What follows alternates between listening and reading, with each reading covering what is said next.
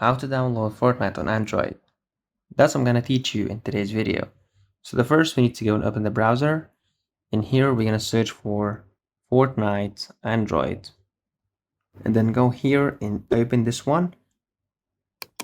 And just wait a few seconds and a notification of download will appear into your face here. Just wait a few seconds and here click on download anyway.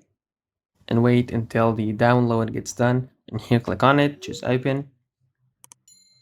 Go for settings. You need to make sure to install unknown apps for your Android device. Now go back. And here you can go to download history to install the Epic Games. Click on install here.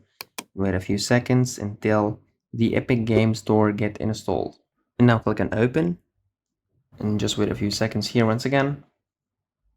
Click on allow. And here click on Fortnite and click on install and wait until the game get installed once again. And here click on launch. And as you can see here, Epic Games, and just wait a few seconds until the game is opening. And here it's connecting, and that's how we could download Fortnite on Android. So don't forget to like the video, subscribe to the channel.